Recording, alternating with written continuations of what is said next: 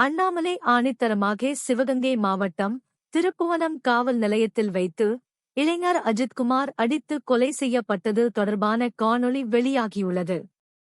இது தொடர்பான வழக்கில் மாண்புமிகு சென்னை உயர்நீதிமன்ற மதுரை அமர்வு திமுக அரசுக்கு பல கேள்விகளை எழுப்பியுள்ளது.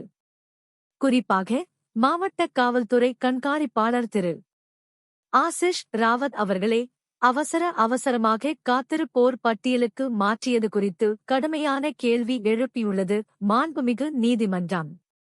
இளைஞர் அஜித் குமாரை முதல் தகவல் அறிக்கை கூட பதியாமல் தனிப்படை எப்படி விசாரித்தது? ராமநாதபுரம் சரக காவல்துறை உயர் அதிகாரிகள் அனுமதி கொடுத்தார்களா? அல்லது அவர்களுக்கு தெரியாமல் தனிப்படை விசாரித்ததா? அப்படியானால் சரக காவல்துறை உயர் அதிகாரிகள் கட்டுப்பாட்டில் இல்லையா?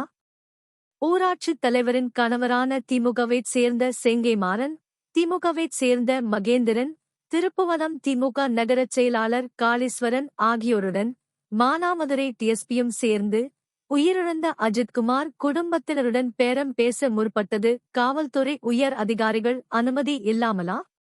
மானாமதுரை துணை காவல் கண்காணிப்பாளர் திரு சண்முகசுந்தரம் பணியிடை நீக்கம் செய்யப்பட்டுள்ளார்.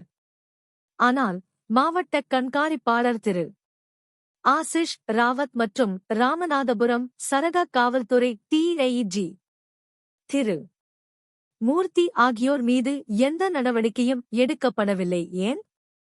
இளைஞர் அஜித் படுகொலை வழக்கிலிருந்து காவல்துறை உயர் அதிகாரிகளை காப்பாற்ற திமுக அரசு முயற்சிக்கிறதா? இளைஞர் அஜித்குமாரை சீருடை அணியாத சிலர் கடுமையாக தாக்கும் காணொளியை பார்க்கவே மனம் பதைபதைக்கிறது. இனி காவல்துறையினர் மீது பொதுமக்களுக்கு எப்படி நம்பிக்கை வரும்?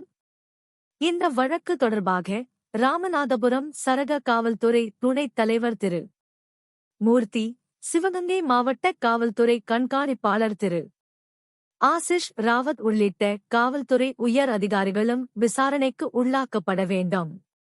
மாண்புமிகு சென்னை உயர்நீதிமன்ற மதுரை அமர்வு கூறியிருப்பதைப் போல அவர்கள் பணியிடை நீக்கம் செய்யப்பட வேண்டும். கண்டுடைப்புக்காக பணிமாற்றம் செய்து மக்களை ஏமாற்றிவிடலாம் என்று திமுக அரசு நினைத்தால் அந்த எண்ணத்தை மாற்றிக்கொள்வது